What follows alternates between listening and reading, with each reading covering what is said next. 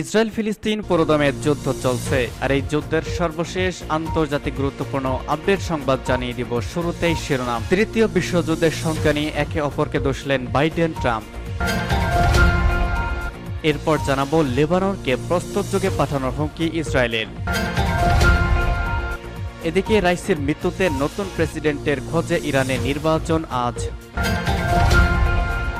কেন হিজবুল্লাহর সঙ্গে ইসরায়েলের এবারের লড়াই সহজ হবে না, থাকবে এই সম্পর্কে বিস্তারিত। এবং সর্বশেষ জানাবো উত্তর কোরিয়ার সর্বশেষ ক্ষেপণাস্ত্র পরীক্ষার লক্ষ্য আমেরিকার প্রতিরক্ষা ব্যবস্থা ভেদ করা, দাবি রিপোর্টের। এতক্ষণ শুনছিলেন গুরুত্বপূর্ণ সংবাদ শিরোনাম, এখন জানিয়ে দিব বিস্তারিত। তৃতীয় বিশ্বযুদ্ধের শঙ্কা নিয়ে একে অপরকে দোষলেন বাইডেন ট্রাম্প। মার্কিন প্রেসিডেন্ট নির্বাচনকে সামনে রেখে শেষ হল বাইডেন ও ট্রাম্পের প্রথম টেলিভিশন বিতর্ক। এতে অংশ নিয়ে বর্তমান ও সাবেক প্রেসিডেন্ট বিভিন্ন ইস্যুতে একে অপরকে দোষলেন। তাদের আলোচনায় বিশেষ গুরুত্ব পেয়েছে অভিবাসন, চীনের সঙ্গে বাণিজ্য যুদ্ধ, ইউক্রেন যুদ্ধ ও দুই নেতার বয়স। তাছাড়া বিতর্কের এক পর্যায়ে তৃতীয় বিশ্বযুদ্ধের আশঙ্কা নিয়ে একে অপরকে দোষলেন ডেমোক্র্যাট ও রিপাবলিকান দলের এই দুই প্রার্থী। বাইডেন বিশ্বকে নতুন যুদ্ধের পন্থে নিয়ে যাচ্ছেন বলে অভিযোগ করেছেন ডোনাল্ড ট্রাম্প। তিনি বলেন, আমি যদি প্রেসিডেন্ট থাকতাম তাহলে রাশিয়া ইউক্রেনে হামলা করত না। এর জবাবে বাইডেন বলেন, ট্রাম্প তৃতীয় বিশ্বযুদ্ধ চায়। আগামী 5 নভেম্বর মার্কিন প্রেসিডেন্ট নির্বাচন। বিশ্বজুড়ে নানা সংকটের মধ্যে এবার নির্বাচন হতে যাচ্ছে দেশটিতে। এরই মধ্যে মার্কিন রাজনীতি নিয়ে মানুষ বিভক্ত হয়ে পড়েছে। অনেক মার্কিন ভোটারেরই আশঙ্কা নির্বাচনে পরে সংঘাত ছড়িয়ে পড়তে পারে। এদিকে নোবেলজয়ী 16 অর্থনীতিবিদ একটি বিবৃতিতে বলেছেন, ডোনাল্ড ট্রাম্প আবার প্রেসিডেন্ট হলে যুক্তরাষ্ট্র ও বিশ্ব অর্থনীতিতে নেতিবাচক প্রভাব পড়বে।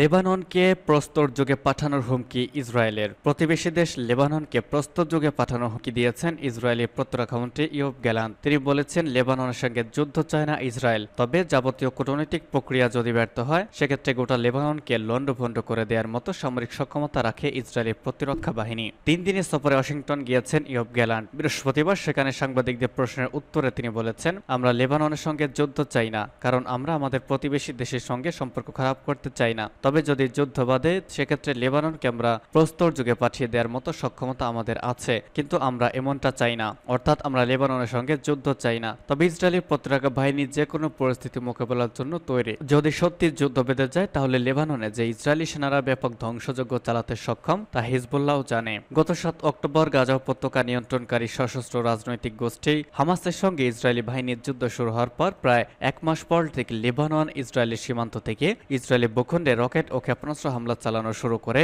লেবানন ভিত্তিক সশস্ত্র গোষ্ঠী হিজবুল্লাহ। সেই হামলার জবাবে লেবাননকে লক্ষ্য করে সমান তালে ক্ষেপণাস্ত্র ছুড়তে থাকে ইসরায়েলি বাহিনীও। দুই পক্ষের মধ্যে আন্তঃসীমান্ত সংঘাত এখনও চলছে। বার্তা সংস্থা এপির টারি বলছে, গত 7 মাসের সংঘাতে ইসরায়েলের হামলায় লেবাননে নিহত হয়েছেন অন্তত 481 জন মানুষ। নিহতদের মধ্যে বেসামরিক লোকজনের সংখ্যা কমপক্ষে 94 জন। অন্যদিকে লেবাননের হামলায় ইসরায়েলে নিহত হয়েছেন অন্তত 15 জন সেনা এবং 11 জন বেসামরিক। রাইসের মৃত্যুতে নতুন প্রেসিডেন্টের খোঁজে ইরানে নির্বাচন আজ। ইসলামী প্রজাতন্ত্র ইরানের প্রেসিডেন্ট নির্বাচন আজ স্থানীয় সময় সকাল 8টায় ভোট গ্রহণ শুরু হয়েছে। গত মাসে প্রেসিডেন্ট ইব্রাহিম রাইসি এক হেলিকপ্টার দুর্ঘটনায় মারা যাওয়ায় নির্ধারিত সময় 1 বছর আগেই দেশটিতে নির্বাচন অনুষ্ঠিত হচ্ছে। এই নির্বাচনের মাধ্যমেই নতুন প্রেসিডেন্টের খোঁজে নেবে পশ্চিম এশিয়ার এই দেশটি।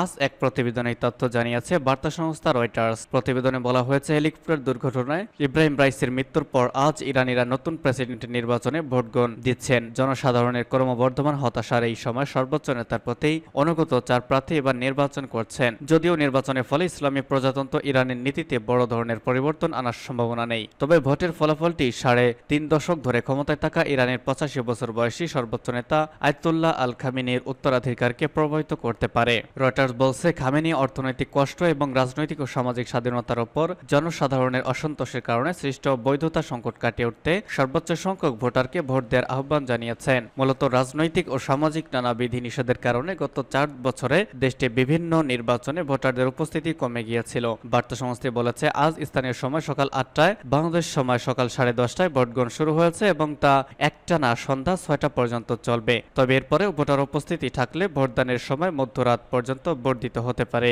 এছাড়া ভোট গ্রহণের পর যেহেতু ব্যালটগুলো ম্যানুয়ালি গণনা করা হয়, তাই চূড়ান্ত ফলাফল আগামী 2 দিনের মধ্যে ঘোষণা করা হবে বলে আশা করা হচ্ছে। যদিও ফলাফলের প্রাথমিক প্রবণতা বা প্রাথমিক পরিসংখ্যান শীঘ্রই সামনে আসতে পারে।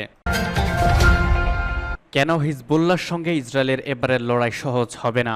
আমরা চাইলে খুব সহজেই লেবাননকে অন্ধকারে ফেলে দিতে রাতারাতি হিজবুল্লাহর সব শক্তি মূলোৎপাটন করতে পারি। সম্প্রতি ইসরায়েলের রাইখম্যান বিশ্ববিদ্যালয়ে এক কনফারেন্স এমন মন্তব্য করেছেন দেশটির নেতা বেনি গান্টজ। ইসরায়েলি বিরুদ্ধে উচ্চ পর্যায়ের কোনো নেতার এটি সর্বোচ্চ এবং সবচেয়ে বড় হুমকি। এর আগে হিজবুল্লাহর বিরুদ্ধে এমন স্পষ্ট হুমকি কেউ দেননি। অবশ্য লেবাননকে অন্ধকারে নিমজ্জিত করা ইসরায়েলের জন্য কঠিন কিছু নয়। কয়েক দশকের অব্যবস্থাপনা আর অর্থনৈতিক দুর্ব্যবস্থার কারণে ইতিমধ্যে পঙ্গু দেশটির পাওয়ার গ্রিড খুব কমই কাজ করছে। কয়েকটি বিমান হামলা চালালেই বিদ্যুৎহীন হয়ে পড়বে পুরো দেশ। তবে হিজবুল্লাহ সামরিক শক্তি কেড়ে নেয়ার মুখের কথা নয়, লম্বা কাজ। 2006 সালে লেবাননের সঙ্গে অসমাপ্ত যুদ্ধের পর থেকেই পুনরায় ম্যাচ আয়োজনের পরিকল্পনা করে আসছে ইসরায়েল। থেমে নেই হিজবুল্লাহ, দীর্ঘদিন ধরেই যুদ্ধের প্রস্তুতি নিচ্ছে সংগঠনটি। বিপুল পরিমাণ অস্ত্র ছাড়াও হিজবুল্লাহ রয়েছে একদল প্রশিক্ষিত সেনাদল। ইসরায়েলের সঙ্গে যুদ্ধ বাঁধলে প্রায় 40 থেকে 50 হাজার যোদ্ধা মোতায়েনের ক্ষমতা রয়েছে হিজবুল্লাহর। তবে হাসান নাসরুল্লাহ সম্প্রতি জানিয়েছেন এই সংখ্যা 1 লাখেরও বেশি। এদের অনেকেই সিরিয়ার গৃহযুদ্ধে সরকারি বাহিনীর হয়ে যুদ্ধ করার অভিজ্ঞতা অর্জন করেছেন। এছাড়াও হিজবুল্লাহ অন্যান্য অনেক গেরিলা গ্রুপের চেয়ে প্রশিক্ষিত এবং অত্যন্ত শৃঙ্খলাবদ্ধ।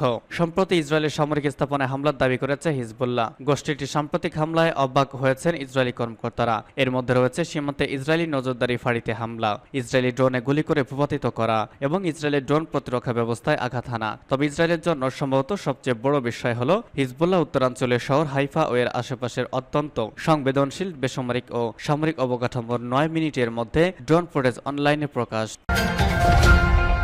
সর্বশেষ জানিয়ে দিব, উত্তর কোরিয়ার সর্বশেষ ক্ষেপণাস্ত্র পরীক্ষার লক্ষ্য আমেরিকার প্রতিরক্ষা ব্যবস্থা ভেদ করা, বলছে রিপোর্টে। আমেরিকার ক্ষেপণাস্ত্র প্রতিরক্ষা ব্যবস্থা ভেদ করার লক্ষ্যে অত্যাধুনিক অস্ত্র, একাধিক ওয়ারহেড ধারণকারী ক্ষেপণাস্ত্র প্রতিরক্ষায় অগ্রগতি দাবি করেছে উত্তর কোরিয়া। রাষ্ট্র পরিচালিত কোরিয়ান সেন্ট্রাল নিউজ এজেন্সি জানায়, উত্তর কোরিয়ার ক্ষেপণাস্ত্র উৎক্ষেপণের সময় পৃথক মোবাইল ওয়ারহেডগুলোর পৃথকীকরণ এবং নির্দেশিকা নিয়ন্ত্রণ পরীক্ষা সফলভাবে পরিচালনা করেছে। কেসিএনএ জানায়, একাধিক স্বাধীনভাবে লক্ষ্যবস্তুতে পরিণত হওয়া রি-এন্ট্রি যানবাহন বা MIRVর সক্ষমতা নিশ্চিত করতেই এই পরীক্ষা চালানো হয়েছে। বিশ্লেষকরা বলছেন, বিষয়টি নিশ্চিত হলে উত্তর কোরিয়ার নেতা কিম জং উনের একাধিক ওয়ারহেড সহ দূরপাল্লার ক্ষেপণাস্ত্র তৈরির লক্ষ্যের দিকে উল্লেখযোগ্য অগ্রগতি হবে, যা যুক্তরাষ্ট্রের প্রতিরক্ষা ব্যবস্থাকে ছাপিয়ে যেতে পারে। দক্ষিণ কোরিয়ার সামরিক বাহিনী প্রাথমিকভাবে এই উৎক্ষেপণকে ব্যর্থতা হিসেবে উল্লেখ করেছে। অতিরঞ্জিত বলছে দক্ষিণ কোরিয়া। তারা জানায়, উড্ডয়নের প্রাথমিক পর্যায়ে মাঝ আকাশে বিস্ফোরণ ঘটেছে। গতকাল দক্ষিণ কোরিয়ার জয়েন্ট চিফস অব স্টাফের একজন মুখপাত্র উত্তর কোরিয়ার দাবিকে প্রতারণা এবং অতিরঞ্জন বলে প্রত্যাখ্যান করেছেন। JCS মুখপাত্র বলেন, এই ধরনের ক্ষেপণাস্ত্রের ওয়ারহেড সাধারণত অবতরণের পর্যায়ে আলাদা হয়ে যায়, তবে উত্তর কোরিয়ার ক্ষেপণাস্ত্রটি উড্ডয়নের প্রাথমিক পর্যায়ে মাঝ আকাশে বিস্ফোরিত হয়। উত্তর কোরিয়া এর আগে MIRVর বিভিন্ন অংশে পরীক্ষা চালিয়েছে, যার মধ্যে একাধিক ওয়ারহেড নিশানা করে সিস্টেম ছিল। ক্ষেপণাস্ত্র প্রতিরক্ষার দুর্দশা। তবে সর্বশেষ উৎক্ষেপণটি একাধিক ওয়ারহেড পাশাপাশি ডিকয় ব্যবহার করে আরও এগিয়ে গেছে বলে মনে করা হচ্ছে। এটির লক্ষ্য ক্ষেপণাস্ত্র প্রতিরক্ষা ঢালকে বিভ্রান্ত করা। যুক্তরাষ্ট্র বর্তমানে ICBM ক্ষেপণাস্ত্রের জন্য ডিজাইন করা 40টি ইন্টারসেপ্টর সহ একটি ক্ষেপণাস্ত্র প্রতিরক্ষা ঢাল দ্বারা সুরক্ষিত। সেই সংখ্যা বেড়ে 64তে দাঁড়িয়েছে। বিশ্লেষকদের মতে, একাধিক ওয়ারহেড যুক্ত ক্ষেপণাস্ত্র তৈরি করার আগেও এগুলোর ভুল করার জায়গা সীমিত ছিল। এভেলেত বলেন, MIRVর ব্যবহারের মাধ্যমে উত্তর কোরিয়ার যুক্তরাষ্ট্রের ক্ষেপণাস্ত্র প্রতিরক্ষা ব্যবস্থা দমন করার অনেক বেশি সম্ভাবনা রয়েছে।